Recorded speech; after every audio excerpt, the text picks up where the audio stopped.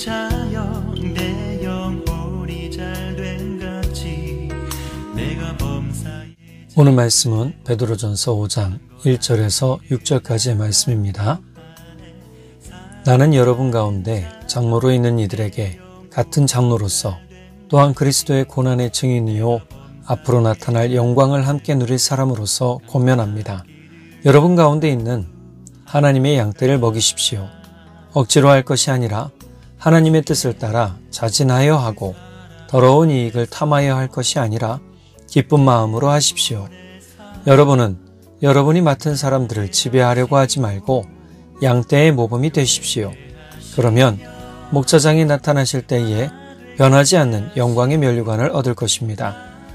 젊은이 여러분, 이와 같이 여러분도 나이가 많은 이들에게 복종하십시오. 모두가 서로 겸손의 옷을 입으십시오. 하나님께서는 교만한 자를 물리치시고 겸손한 사람에게 은혜를 베푸십니다. 그러므로 여러분은 하나님의 능력의 손 아래로 자기를 낮추십시오. 때가 되면 하나님께서 여러분을 높이실 것입니다. 이 새벽을 함께 하시는 여러분, 사랑하고 축복합니다. 베드로전서가 격려의 편지라고 했죠. 네로 황제의 핍박과 고난 가운데 신앙을 지키고 있는 성도들을 격려하고자 쓴 편지입니다. 그래서 이 편지의 내용 중에 하나님 나라에 대한 소망을 굳게 가질 것과 힘들고 어렵고 진짜 괴로울지라도 선한 생활, 선한 삶을 살 것을 강조하고 있습니다. 이것은 심판의 때를 준비하는 그리스도인의 자세요, 하나님께서 기뻐하시는 것임을 베드로 사도는 거듭 이야기해주고 있죠. 그래서 계속 반복되는 내용인데 우리가 앞에서도 고난에 대한 이야기가 나왔지만 이후로도 또 고난에 관한 이야기가 또 있단 말이죠. 그러니까 고난의 때 우리가 정신 차리자 했는데 8절에도 또 나와요. 이 이야기는 또 차후에 하겠지만 계속 지금 베드로 사도가 같은 말을 다른 표현으로 반복하는 이유는 무엇일까요? 여러분 힘내십시오. 여러분 견디십시오. 여러분 주님의 때가 반드시 옵니다. 라고 이야기해 주기 위해 이렇게 하는 것이죠. 그리고 5장으로 넘어옵니다. 5장 1절에서 6절까지는 교회 지도자인 장로들과 젊은이들에게 이제 권면하는 내용입니다. 먼저 1절을 볼까요? 1절 세번역본입니다. 나는 여러분 가운데 장로로 있는 이들에게 같은 장로로서 또한 그리스도의 고난의 증인이요 앞으로 나타날 영광을 함께 누릴 사람으로서 권면합니다. 베드로 사도는 지금 자신이 장로라고 이야기를 하고요. 같은 장로로서라고 얘기를 해요. 그러니까 이 편지가 받아지는 사람들이 누구냐? 교회의 지도자들에게 또 권면하는 내용이기에 성도들뿐만이 아니라 교회의 지도자들에게도 꼭 필요한 내용이라고 볼 수 있겠죠. 그래서 교회의 지도자들에게 이야기하는 것, 또 나도 같은 장로, 교회의 지도자다라고 이야기를 하고 또 한 가지 그리스도의 고난의 증인이요 앞으로 나타날 영광을 함께 누릴 사람으로서 권면한다라고 얘기를 하죠. 자, 이 부분을 메시지 성경으로 보니까요. 교회의 지도자 여러분께 특별히 말씀드립니다. 나는 지도자가 된다는 것이 어떤 것인지 알고 있습니다. 지도자는 그리스도의 고난에 참여함으로써 다가오는 영광을 누리는 사람입니다. 지도자의 위치는 매우 특별한 위치인 것을 베드로 사도가 강조해주고 있고 자신도 교회 지도자로서 자신이 하나님의 영광을 받을 사람으로 믿고 있다는 것을 이야기해주고 있죠. 자, 그러면 이 이야기를 하면서 교회 지도자에게 과연 무엇을 이야기했는가라는 것을 좀 봐야 될 것 같아요. 2절, 3절 현대인의 성경입니다. 여러분은 하나님이 맡겨주신 양떼를 잘 돌보십시오. 억지로 하지 말고 하나님의 뜻에 따라 기쁜 마음으로 하십시오. 단순히 봉급을 받을 생각으로 해서는 안 되며 진심으로 양떼를 보살펴야 합니다. 맡겨진 양떼를 지배하려 들지 말고 그들의 모범이 되십시오. 한때 교회 안에서 사꾼 목자라는 말이 좀 많이 잃었던 적이 있습니다. 사꾼 목자가 뭐냐면 돈만 밝히는 사람이란 이야기죠. 돈 받고 목자의 일을 하는데 오늘 여기서 베드로 사도는 분명히 교회 안에서 사역자들이 어느 정도의 봉급은 받았던 것 같습니다. 생활에 책임을 져야 되니까요. 성도들의 헌금을 가지고 봉급을 받고 했지만 단순히 이 봉급만을 받기 위해 사역하지 말 것을 이야기하는데 그 첫 번째가 뭐냐? 바로 양떼를 먹이라는 겁니다. 그럼 이 양떼는 누구입니까? 하나님께서 맡겨주신 양떼예요. 하나님께서 교회 지도자들에게 맡겨주신 양떼인데 이 양떼는 바로 성도를 뜻합니다.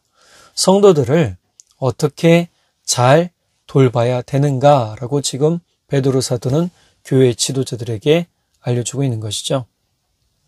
사실 이 양떼를 먹이는 이야기는 이미 베드로 사도가 다시 부활하신 예수님 만나기 전에 어부로 돌아가잖아요.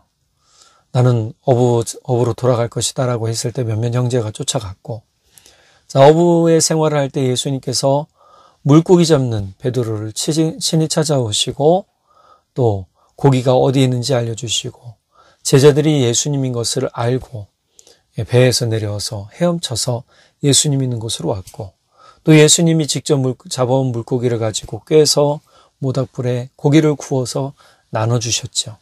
자, 이게 뭐예요? 최후의 만찬 때와 비슷해요. 근데 이 만찬 때에 예수님이 제자들에게 뭐라고 말씀하셨습니까? 너희도 나와 같이 하라. 그렇게 하셨어요. 이때가 언제죠? 예수님께서 제자들의 발을 씻겨주셨을 때예요. 그러니까 이렇게 하면서 이제 베드로에게 특별히 이야기를 하시죠. 네가 나를 사랑하느냐? 네가 나를 사랑하느냐? 네가 나를 사랑하느냐? 3번 다 하죠. 첫 번째는 베드로가 가볍게 대답합니다. 네, 내가 주님 사랑합니다. 그러자 예수님 말씀하십니다. 내 양떼를 먹여라. 자, 두 번째 또 물어보시니까 베드로 마음에 좀 부담감이 일었어요. 내가 주님을 사랑하는 것을 주님이 아십니다. 자, 그러자 예수님 말씀하십니다. 내가 나의 양떼를 쳐라. 쳐라라는 것은 돌보라 라는 뜻입니다. 돌보라. 3번째, 다시 똑같은 질문하셨을 때 굉장한 중압감을 느끼며 또 부담감을 느끼며 간신히 대답을 하죠. 내가 주님 사랑하시는 줄을 주께서는 아십니다. 그러자 예수님 다시 한번 말씀하십니다. 내 양떼를 먹여라. 교회 지도자, 목자라고 하는 사람들의 가장 중요한 책임은 뭘까요? 바로 성도를 바르게 돌보는 것이지요. 나쁜 길로 가게 되면 쳐서, 툭툭 쳐서 깨닫게 해서 돌아오게 하는 것도 목자의 책임이고, 또 이 성도들이 잘 살 수 있도록, 믿음 안에 잘 살 수 있도록 돌보는 것도, 먹여주는 것도, 좋은 말씀으로 먹여주는 것도 바로 목자의 책임이다라는 것이죠. 예수님의 이 부탁을 베드로 사도는 경험했잖아요. 그러니 이 경험을 가지고 지금 5장에서 이야기해주고 있는 거예요. 교회 지도자들에게 예수님께 직접 부탁받지는 않았지만 직접 부탁받은 베드로가 마치 예수님께서 베드로에게 말씀하시듯 교회 지도자들에게 베드로 사도가 권면해주고 있다는 거죠. 자, 그러면 이 부분을 좀 더 자세히 살펴볼게요. 메시지 성경으로 볼까요? 여러분은 목자의 근면함으로 하나님의 양떼를 보살피십시오.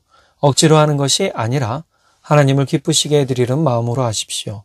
얼마나 이익을 얻게 될지 따져보고 하는 것이 아니라 자발적으로 하십시오. 위세를 부리듯 사람들에게 무엇을 시키는 것이 아니라 부드러운 자세로 모범을 보이십시오. 자, 그러면 이 본절 2절에서 3절의 내용을 통해서 4가지 목자들에게 권면해 주는 게 있어요. 첫 번째, 교회의 지도자가 맡은 성도는 내 양떼가 아니다. 하나님께서 맡기신 성도임을 기억해야 되는 겁니다. 우리는 청지기라는 말을 성경에서 많이 써요. 청지기라는 말이 뭐냐면 관리인, 매니저죠. 그래서 선한 관리인이 되어야 된다고 우리가 지지난절에 말씀을 배웠잖아요. 선한 청지기가 되어야 돼요. 선한 관리인이 돼야죠. 우리가 내 양떼로서 목자라고 함부로 할 게 아니라는 거예요. 막다뤄서는 안 돼요. 사랑으로 대해야 되고요. 또 하나님께서 맡기신 것처럼 존귀하게 대해줘야 됩니다. 두 번째로 성도들을 대하는 자세는요, 하나님을 기쁘시게 하는 마음으로 즐겁게 하라는 겁니다. 성도들을 맡을 때 억지로 하면 안 돼요. 내 마음에 억지로 하면 기쁨이 없어요. 그러나 내가 즐겨서 하면 하나님께 기쁘시게 하는 마음으로 할 수 있다라는 거예요. 그러니까 성도들을 만날 때 기쁘게 만나야 돼요. 즐겁게 만나야 돼요. 세 번째, 성도들을 대하는데 이익을 생각하지 말고 스스로 사랑으로 대하라는 겁니다. 성도들을 성도들에게 가장 많이 상처가 되는 때가 언제인가, 오늘 리스트를 딱 뽑아봤는데 이런 부분이 조금 있긴 하더라고요.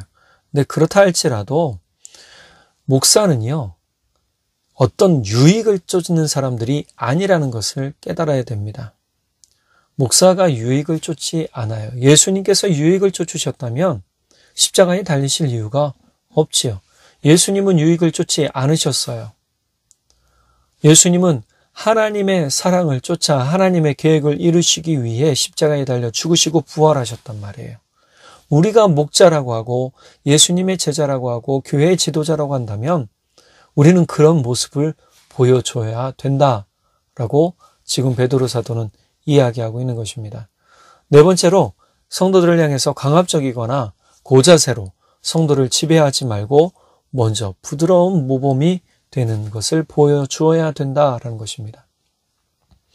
말만 하는 지도자 되지 말고 행동으로 실천하라, 이 뜻이 되겠습니다. 그리고 성도들을 향해서 윽박지르거나 함부로 말하지 말라라는 것이죠. 지도자의 언어 중에 가장 중요한 것이 온유한 말입니다. 그리고 때로는 단호하지만 진짜 하나님의 말씀을 진리 가운데 전하는 것이 중요하지요. 이 부분이 바로 우리가 모범으로 보여주는 그러한 부분이 되겠습니다. 그러니까 교회의 지도자들은 꼭 이 부분을 기억해야 됩니다. 굳이 이 부분이 목사뿐만이 아니더라도 교회의 중직들도 사실 이런 부분을 가지고 있어야 돼요. 어느 정도 일적 중직이 되면 집사나 일반 성도님들에 대해서 함부로 대하시는 분들이 간혹 있더라고요. 여러분 절대 그러시면 안 됩니다. 정치적인 이유를 가지고서든 무엇을 가지고서든 절대로 편을 가르시거나 그러시면 안 됩니다. 특별히 정치적으로 가르쳐서도 안 됩니다. 교회 안에서 흐르는 것은 성령의 은혜를 흘려보내야 될 것이 교회 목자와 또 중직들이 해야 될 일이고, 이 부분을 통해서 성도들이 믿음 가운데 설 수 있도록 격려하고 독려해 주는 부분을 감당해야 되더라는 거예요. 얼마나 책임이 큽니까? 내 양떼가 아니라 누가 맡기신 양떼예요? 하나님이 맡기신 양떼 성도들이라는 거예요. 그 양떼가 어떠하든지 맡겨졌기 때문에 우리는 그들을 사랑으로 책임감 있게 돌볼 의무가 있어야 된다라는 것을 지금 베드로 사도는 이야기해 주고 있는 것이죠. 여러분, 우리가 목자로서의 책임감 잘 감당할 때 오늘 마지막 절에 보면 4절에 보면 목자장이 나타나실 때 변하지 않는 영광의 면류관을 얻게 된다라고 지금 베드로 사도가 이야기해 주고 있잖아요. 여러분, 영광의 면류관이 뭡니까? 칭찬이죠. 그렇습니다. 칭찬받는 지도자가 되는 것입니다. 여러분, 이 은혜를 사모하고 나아가는 교회 지도자들, 중직들 되시기를 간절히 바랍니다. 두 번째로 청년들을 향한 권면입니다. 5절 상반절 세 번역본입니다. 젊은이 여러분, 이와 같이 여러분도 나이가 많은 이들에게 복종하십시오. 메시지 성경으로 보니까요, 청년들은 장로들에게 순종하며 겸손한 마음으로 서로 섬기십시오. 여기서 보면은 세 번역본은 그냥 한 가지죠. 네, 나이가 많은 이들에게 복종하십시오. 그런데 메시지 성경에서는 세 가지 의미로 얘기를 해요. 순종하며 겸손한 마음으로 서로 섬기라. 이 세 가지는 가장 중요한 의미가 있습니다. 사실 젊은 사람의 열정은 그 누구도 따라갈 수가 없죠. 나이가 들면 열정이 있어도 그만큼 주저하기도 하고 생각이 많아지기도 하고 조심스러워지게 됩니다. 그러나 젊음의 특징이 뭐죠? 바로 도전하는 데 있잖아요. 그런데 이 도전에 방해가 된다고 생각하면 그것을 자신을 막아서는 적으로 간주하는 오류를 범하기도 해요. 그래서 실제로 말을 하거나 행동을 하는데 적대적으로 대하는 사람들이 간혹 있어요. 젊은이들 중에. 이런 것들은 세대를 가르는 일이 됩니다. 함부로 나이가 들었다고 해서 함부로 충고해서도 안 된다는 의미가 있다라는 거예요. 부드러운 사랑으로 권면하며 그들의 이야기를, 젊은이들의 이야기를 들어주고 옳은 길을 갈 수 있도록 방향을 제시해 주는 것이 교회의 어른으로서의 모습인 거죠. 최근에 세대 간의 화합과 융화가 어려워진 이유가 세대 간에 화합하는 사람보다 이해하지 못하겠다면서 서로를 비난하고 서로를 손가락질하면서 세대 간의 갈증을 더욱 부추기는 사람들이 있기 때문이에요. 또 그것을 따르는 사람들이 있어요. 여러분, 우리가 믿음 안에 있다면 이런 것들을 쫓아가는 게 아닙니다. 믿음은 서로 사랑입니다. 말씀드렸잖아요. 우리가 어제 서로 사랑하는 데 있다는 거예요. 서로 사랑해야만 화합하고 융화될 수 있는 것이죠. 아마 이런 모습은 이 당시 교회 안에서도 있었던 것 같아요. 그러니까 베드로 사도가 이렇게 얘기했겠죠. 열정적인 복음으로 살려는 젊은이들이 많아질수록 교회의 지도자들에게 불만을 품거나 그들의 생각을 존중하지 않는 경우도 분명히 있었을 겁니다. 베드로 사도는 이러한 부분을 생각하면서 교회의 지도자들이 사랑으로 성도들을 대하고 솔선수범해야 할 것과 교회 안의 젊은이들이 교회의 지도자들을 존중할 것을 말한 것은요. 교회 안에서는 반드시 서로 존중하는 가운데 세대 간의 융화와 화합이 필요함을 강조한 것을 알려준 것이라고 볼 수 있다는 거예요. 그러한 융화와 화합을 하는 가장 중요한 태도는 겸손입니다. 5절 하반절 6절 세 번역본입니다.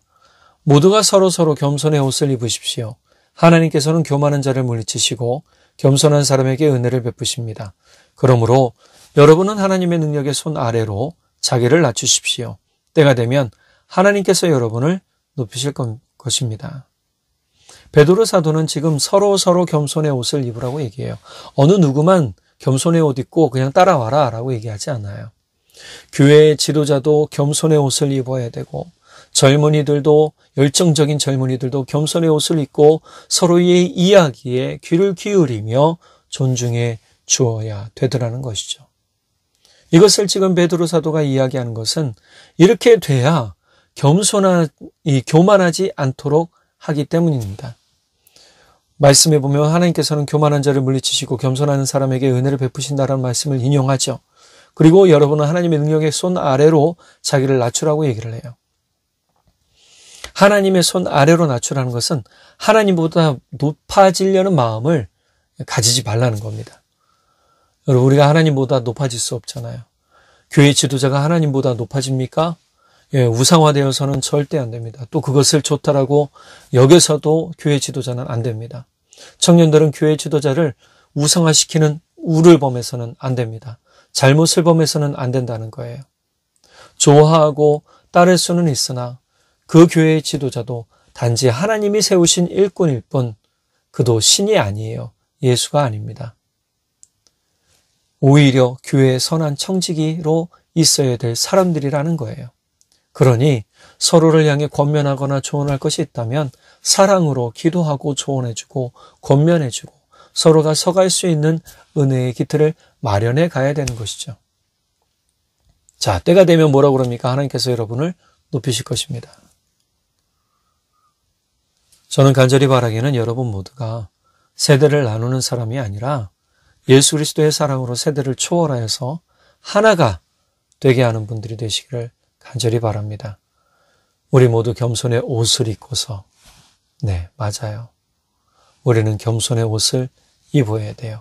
교회 지도자인 사람들도 성도님들 모두도 서로에게 겸손의 옷을 입고 우리 주님보다 높아지지 않으려 애쓰며 서로가 낮아진 데서 섬기는 은혜로 사랑으로 하나 되어지는 것.